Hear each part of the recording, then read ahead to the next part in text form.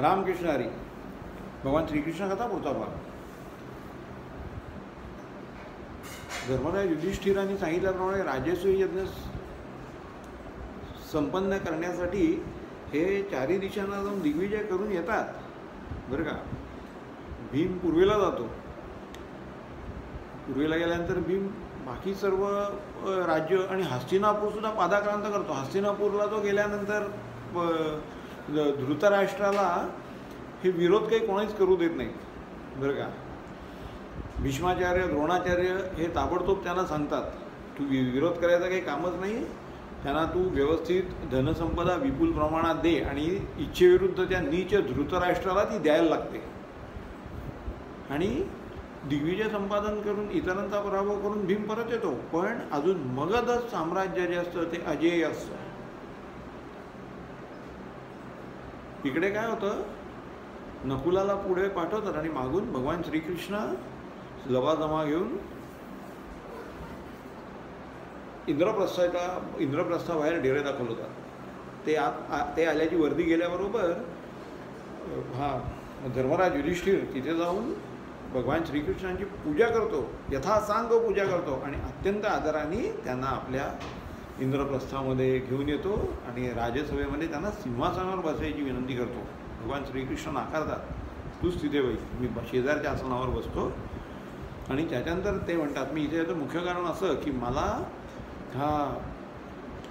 जरासंधाने जे राजे बंदिवासात ठेवलेले आहेत 86, त्यांच्याकडनं मला एक विनंतीपत्रक प्राप्त झालेलं आहे की कृपा करून आम्हाला ह्याच्यातनं सोडवा, अन्यथा अजून 14 राजे मिळाल्यानंतर जरासंध नरमेध यज्ञ करणार आहे आणि त्याच्यामध्ये आमची आहुती देईल, तेव्हा आपण कृपा करून आमची ह्याच्यातून सोडवणूक करा.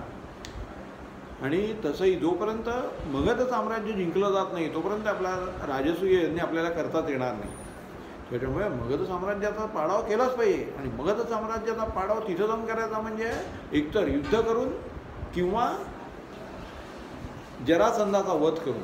आता जरासंधाचा वध युद्ध न करता करायचा असेल तर त्याच्यासाठी त्याच्याकडनं मल्लयुद्धाचं दान मागून घेतलं पाहिजे. आणि तो अत्यंत पराक्रमी मल्ल आहे, त्याला मल्लयुद्धात हा भीम तरी हरवू शकेल की नाही हे मला जरा साशंकता वाटते. एवढ्या प्रचंड सामर्थ्याचा आहे तो. आता वृद्ध होत चालला आहे तरी तो एवढा प्रचंड सामर्थ्यवान आहे.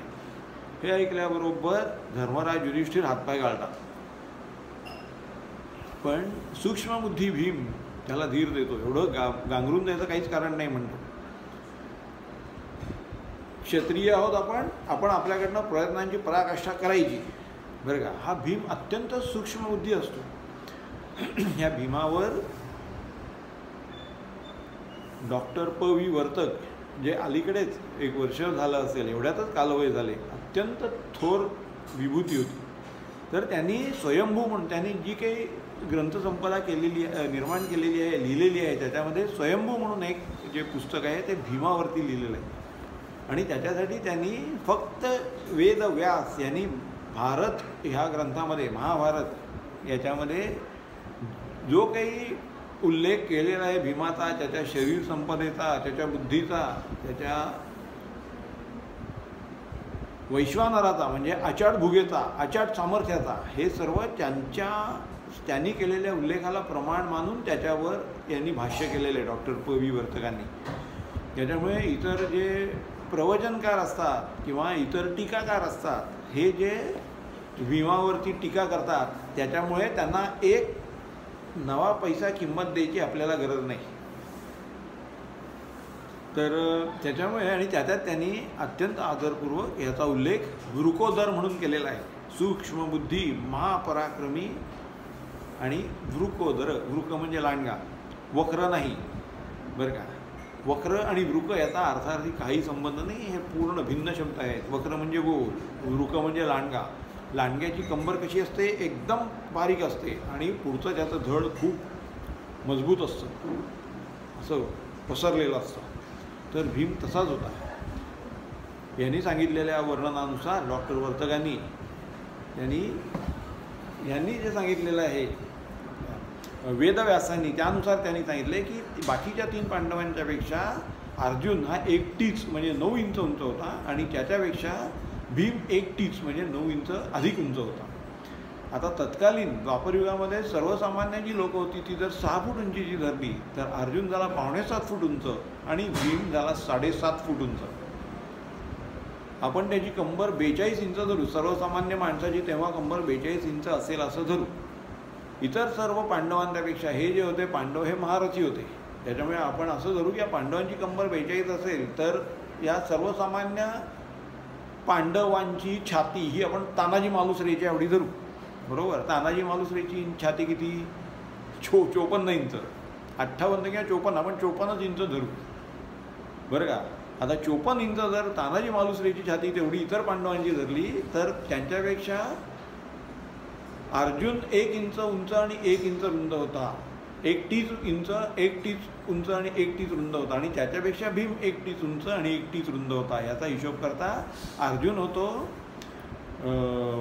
7.25 फूट उंच आणि त्याची छाती होते 54 अधिक 9 म्हणजे 63 इंच आणि भीमाची छाती होते 72 इंच.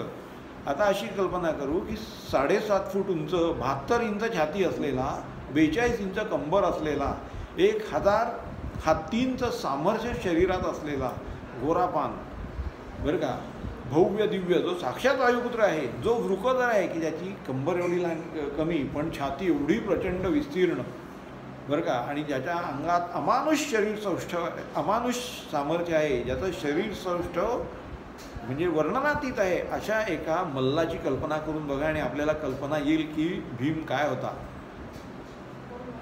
हिडिंब राक्षसाची बहीण हिडिंबा ही त्याला आहार म्हणून म्हणजे ग्रासायला गेली आणि प्रत्यक्षात त्याला भरता करून बसली, बरं का. त्यांचा मुलगा घटोत्कच असो. तर हा भीम सूक्ष्म बुद्धी असल्यामुळे त्याला दिलासा देतो की आपण क्षत्रिय आहोत, जातिवंत क्षत्रिय, ज्याच्यामुळे आपण प्रयत्नांची पराकाष्ठा करायची. तेव्हा जिथे भगवान श्रीकृष्णांची बुद्धिसंपदा आहे, जिथे अर्जुनाचा पराक्रम आहे आणि जिथे माझं सामर्थ्य आहे, शरीर सामर्थ्य, या 3 शक्ती एकत्र आल्यानंतर आमचा पराभव करणं हे त्रिभुवनात कोणालाही शक्य नाही. त्याच्यामुळे तू आम्हाला त्यांच्यावरती चाल करून द्यायला परवानगी दे. तेव्हा भगवान श्रीकृष्ण म्हणतात आपण त्याच्याशी युद्ध नाही करायचं. युद्धामध्ये तर आपल्याला कधीही वारी ठरू शकतो, पण आपण अजिबात रक्तपात न होऊ देता जर त्याचं राज्य जिंकायचं असेल तर त्याच्यासाठी आपण त्याच्याकडे जाऊन मल्लयुद्धाचं दान मागू. तो अत्यंत मानी आहे आणि फार मोठा दांभिक आहे. त्याच्याकडे कोणीही काहीही जर दान मागितलं तर तो नाकारत नाही. त्याला आधी ते दान दिलं म्हणून सांगतो आणि मग विचारतो काय दान पाहिजे ते सांग. तेव्हा आपण तिघे जण तिथे गुप्तवेशाने जाऊ आणि त्याच्याकडे मल्लयुद्धाची भिक्षा मागू.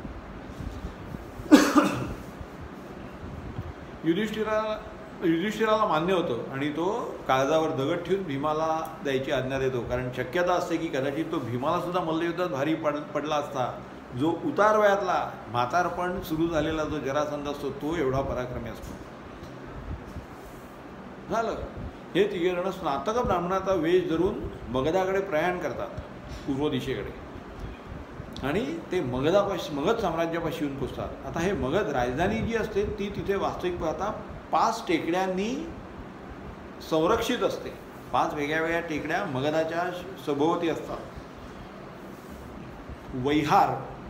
वैहार, वृषभ, बरं का, वराह, ऋषिगिरी आणि चैत्यक ही त्या 5 टेकड्यांची नावं. आणि त्या 5 टेकड्यांनी त्या संरक्षित असल्यामुळे तिथे जरासंध राजा आणि त्याचे प्रजाजन अत्यंत आनंदाने निर्भयावस्थेत राहत असतात. व्यापारोद्योग जोरात असतो. तिथे विपुल प्रमाणात पर्जन्यवृष्टी व्हायची, ज्याच्यामुळे ते अत्यंत संपन्न मगध राज्य असतं आणि त्याची व्याप्ती खूप मोठी असते. तर हा बृहद्रथाचा मुलगा, बरं का, हा जरासंधा, त्याची आपण मागच्या वेळी जन्मपीठिका पूर्वपीठिका ऐकली. तर हा बृहद्रथ हा जो राजा असतो तो महापराक्रमी असतो आणि एकदा तो त्यांच्या राजधानीमध्ये धुमाकूळ घालणाऱ्या एका मांसाहारी वृषभाचा वध करतो. प्रचंड मोठा वृषभ असतो तो. आता वास्तविक आपल्या माहितीमध्ये बैल जे असतात ते सगळे शाकाहारी असतात, पण तो वृषभ मांसाहारी असतो आणि तो एवढा प्रचंड असतो की तो मेल्यानंतर, त्याला मारल्यानंतर त्याच्या चांबड्यापासून तिथे ते 3 नौबती बनवतात आणि चैत्यक ही जी टेकडी असते त्या चैत्यकावर जो बुरुज असतो त्याच्या शेजारी ह्या तिन्ही नौबतींची स्थापना करतात. त्यांचा ध्वनी एवढा प्रचंड असायचा की तो जर जोराने त्याच्यावरती आघात केला तर 1 महिना त्याचा आवाज होत राहायचा. एवढा प्रचंड त्या नौबती असतात बरं का. हे तिघेजण तिथे येऊन पोचल्यानंतर हा त्या नगाऱ्यांच्याबद्दल नौबतींच्याबद्दल भीमाला माहिती देतो आणि त्याच्या नुसत्या त्याच्या संकेतावरनं भीमाच्या लक्षात येतं की भगवान श्रीकृष्णांना काय अभिप्रेत आहे. तो त्या टेकडीवर चढतो, तिथं जो बुरुज असतो त्याच्यावर चढतो आणि तिथून चढून वरती गेल्यानंतर जिथे त्या नौबती ठेवलेल्या असतात त्याच्यावरती आपल्या मुष्टी प्रहाराने त्या तिन्ही तोडून टाकतो बरं का. आणि ते तिन्ही महाकाय नगारे फुटल्यानंतर जो ध्वनी निर्माण होतो तो एवढा भयप्रद असतो की मगधवासियांची त्यांच्या छातीचा ठोका चुकतो. जरासंध त्याच्या महालात असतो तो सुद्धा एकदम सावध होतो. मगध साम्राज्याला कोणीतरी आव्हान दिलेलं आहे, तो लगेच उत्तर पिटाळतो. आणि भीम जेव्हा ते महाकाय नौबती फोडून खालती उतरतो तेव्हा तिथे जो तो बुरुज असतो त्याच्यावर एक लाथ मारतो. भीमाची लाथ असते ती, तो बुरुज कोसळतो खाली आणि हे तिघेजण त्याच्या नगरीत प्रवेश करतात. स्नातक ब्राह्मणाच्या वेशात असलेले तिघेजण 3 स्नातक ब्राह्मण आपल्या राजवाड्याकडे येत आहेत, पण ते सरळ येत नाहीत, मागच्या बाजूने येतात बरं का. त्यांचं समोरचं जे प्रवेशद्वार असतं त्याच्यात येत नाहीत, तर मागच्या बाजूने ते प्रवेश करतात त्याच्या राजवाड्यामध्ये. आणि हा त्यांना बोलवून घेतो, म्हणे आपल्या राज्यसभेत बोलवून घेतो आणि त्यांना विचारतो आपण कुठल्या प्रयोजनाने इथे येणं केलं. भगवान श्रीकृष्णांनी सांगितलेल्या सूचनेप्रमाणे भीम आणि अर्जुन दोघे मौन धारण करतात आणि एकटे भगवान श्रीकृष्ण त्यांच्याशी बोलायला लागतात. ते म्हणतात की आज ह्या दोघांचं मौन आहे, आम्ही मध्यरात्रीनंतरच तुझ्याशी याबाबतीत चर्चा करू काय. तेव्हा आता तुर्तास आम्ही लांबून आलेलो आहोत, पण म्हणे तुम्हाला अशा मागच्या यांनी यायचं कारण काय. आम्ही सगळं ते म्हणे मध्यरात्री आपण तुमच्याशी बोलू. आता म्हणे मध्यरात्रीपर्यंत त्यांचं मौन आहे. ठीक आहे म्हणतात, तुम्ही जा आणि विश्रांती घ्या. तुम्हाला जे काही साहित्य, जे काही द्रव्य, जे पाहिजे असेल ते माझ्या तिथल्या यांना सांगा, सेवकांना, ते तुम्हाला उपलब्ध करून देतील. आपण विश्रांती घ्या. हे तिथे गेल्यानंतर भगवान श्रीकृष्ण लगेच त्यांना सांगतात तुम्ही आता विश्रांती घ्या काय. आणि त्याला ते हेही सांगतात की आता तो आल्यानंतर आपण त्यांना द्वंद्वयुद्धाचं मी बोलीन त्यांच्याशी आणि त्याच्यानंतर आम्ही त्यांना द्वंद्वयुद्धाचं आव्हान देऊन जरासंधाला. पण भीमा तू जर त्याला असं काही अपमानकारक बोलून निवड करत असं काही परिस्थिती निर्माण करत आली तर बघ की तो मल्लयुद्धासाठी तुझीच निवड करेल. भीम म्हणतो ठीक आहे, मी उपहासाने बोलीन त्याच्याशी. आणि हे तिघेजण तिथे विश्रांती घेत बसतात. मध्यरात्र होते आणि त्यांना त्यांच्या पावलाची चाहूल लागते. जरासंध तिथे प्रवेश करत असतो आणि जरासंध तिथे येतो आणि त्या तिघांच्याकडे त्या पलित्यांच्या मशालींच्या प्रकाशामध्ये नीट बघायला लागतो. म्हणतात तुम्ही स्नातक ब्राह्मण म्हणून आलेले आहात, पण तुम्ही ब्राह्मण दिसत नाही. भगवान श्रीकृष्ण सांगतात आम्ही ब्राह्मण नाहीच आहोत, आम्ही क्षत्रिय आहोत. मग स्नातक ब्राह्मणाचा वेश धरून याचं कारण काय. क्षत्रिय स्नातक ब्राह्मण असू शकतो, पण क्षत्रिय आपल्या वर्णोचित चंदन गंध हे सर्व लावूनच हिंडतात आणि ते ब्राह्मणही असतात, म्हणून आम्ही स्नातक ब्राह्मणाच्या वेशात आलो. तुमच्या जरासंधेच्या तुमच्या याचं कारण काय, कृपा करून प्रयोजन सांगा. तर ते म्हणतात आम्ही तुझ्याकडे दान मागायला आलेलो आहोत. जरासंध म्हणतो दिलं दान, बोला तुम्हाला काय दान पाहिजे. भगवान श्रीकृष्ण म्हणतात आम्हाला तुझ्याकडनं मल्लयुद्धाच्या द्वंद्वाचं दान पाहिजे. तो आश्चर्यचकित होतो जरासंध, माझ्याशी मल्लयुद्ध आणि ते सुद्धा मल्लयुद्धाचं द्वंद्व. अरे एक तर तुम्ही म्हणे स्नातक नाही तर तुम्ही जातीवंत ब्राह्मण दिसताय. तुमच्या हाताला ज्या खुणा आहेत त्या आणि खांद्यावरती धनुष्य ठेवण्याच्या किंवा शस्त्र ठेवण्याच्या खुणा हे सांगतायत की तुम्ही स्नातक ब्राह्मण नाही, तर तुम्ही तो फक्त वरचा वेश परिधान केलेला आहे. तुम्ही तिघे तुमची खरी ओळख द्या. भगवान श्रीकृष्ण सांगतात काय मी वृष्णिकुलोत्पन्न कृष्ण आणि हे दोघेजण पांडव आहेत, हा अर्जुन आणि हा भीम. आम्ही तुझ्याकडे आमच्या तिघांच्यापैकी कोणाशीही तू मल्लयुद्ध करावंस अशी म्हणे मी तुझ्याकडे दान मागतो.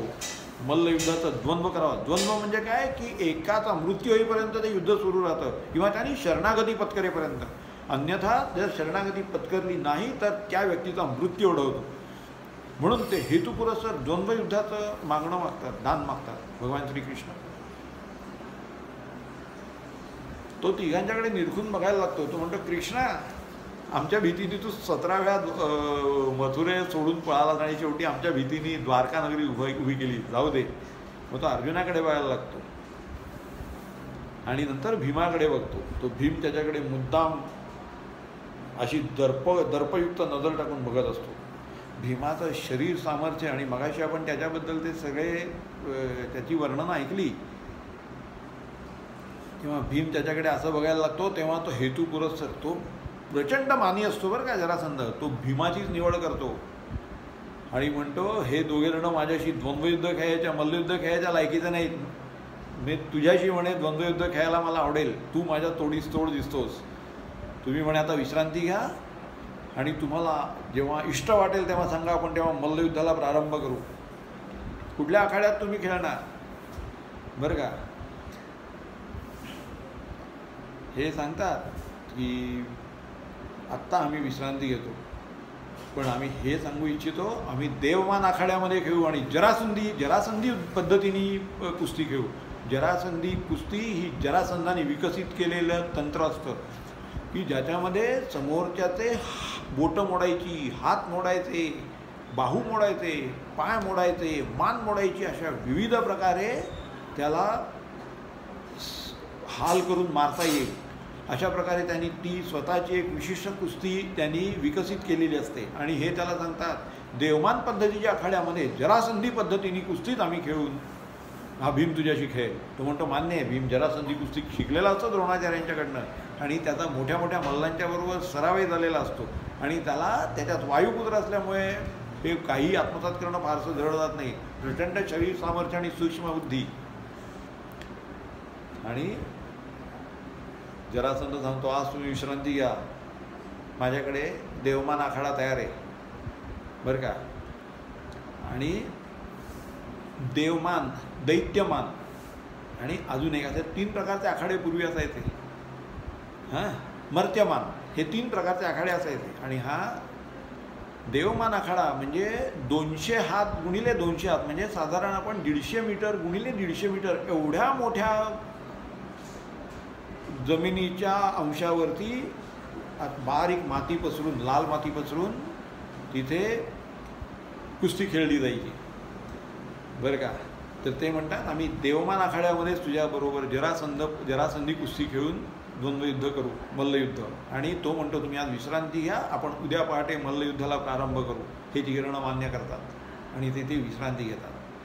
आता आज आपण इथे थांबू. आता उद्या आपण बघणार आहोत की पुढे काय काय होतं, जरासंध आणि भीम किती लढतात आणि काय होतं, हे सगळं आपण आता उद्या श्रवण करू. ठीक आहे, तोपर्यंत आपण मला आज्ञा द्या. रामकृष्ण.